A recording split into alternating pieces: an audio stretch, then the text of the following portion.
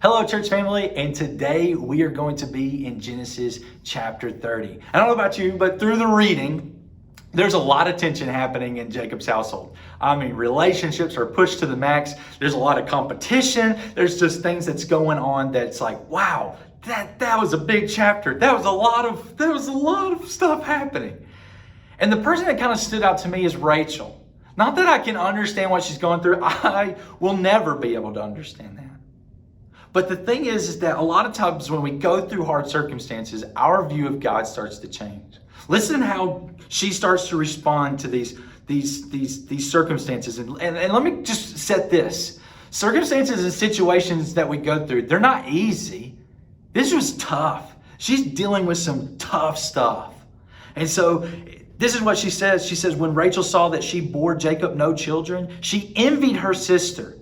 She said to Jacob, give me children or I should die. She's feeling the burden of this. With everything that's going on in her, with everybody and what they're receiving through their life, she seems that her life, things are being withheld from her. She's dealing with a lot. This is a burden that's upon her. And of course, later on, she says, God has judged me and has also heard my voice and given me a son.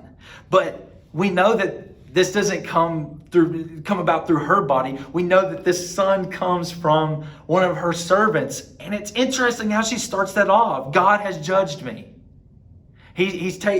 God has judged me. I'm dealing with this. This is what I get. And then of course her servant's able to deal with a child. And of course that doesn't fix it. She's still dealing with this burden of not being able to have a child. And then later on it says, with mighty wrestlings, I have wrestled my sister and have prevailed. That's Genesis 30, verse 8.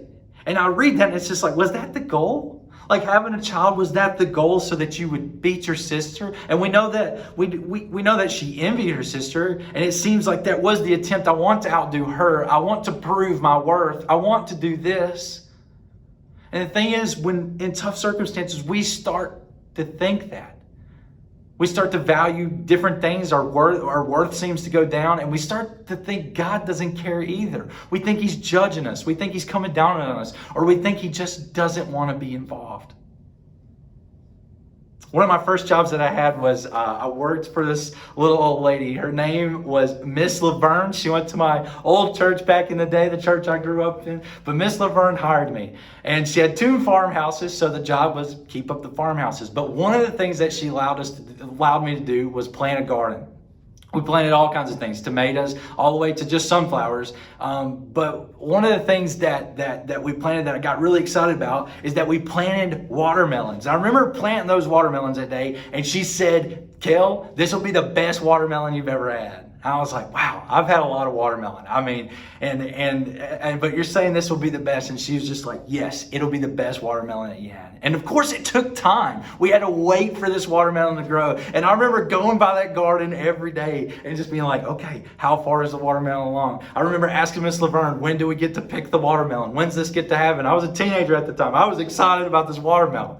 And then one day, it was hot, it was humid, it was Alabama. She said, go get a watermelon.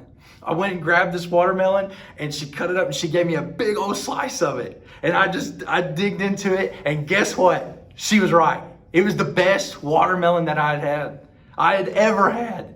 So every time now that I have watermelon, I think of that watermelon. I remembered that experience with that watermelon. But during that time, I could have went to the store. I could have went to the store, got a watermelon. But the thing is, that watermelon ended up being the best thing I ever had. I think Rachel experiences that too. Like she tried to make things happen, and maybe she tried to make this go along and go quicker. But the thing is when she finally experienced the gift of having a child, she saw how God sees her. As a father to a daughter, she sees this in her life. God's plan is so much better. In verse 22, it says, then God remembered Rachel. God listened to her and opened her womb. She conceived and bore a son and said, God has taken away my reproach. Verse 24, and she called his name Joseph, saying, may the Lord add to me another son.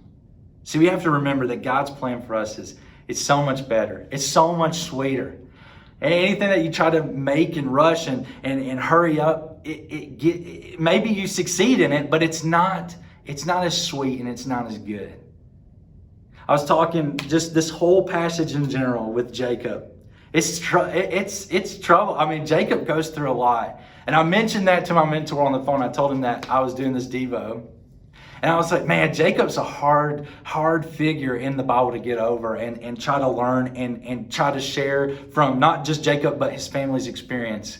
And I was like, that's tough. And my mentor said, he was like, yeah, Jacob's just like us. So this struggle that we're constantly reading about, that was such a simple statement that he said, but this struggle that we're constantly reading about, that's us. We're dealing with that. We're caught like this back and forth with our relationship with God, not waiting on Him, not understanding that He has so much more for us. Remember that. God's plan is so much better. It's so much sweeter. It's for you to prevail. It's for you and God to grow. He loves you so much. And so tomorrow we're going to be in Genesis chapter 32. And so, yeah, continue with your daily devos. And we love you. And we'll see you tomorrow. Bye.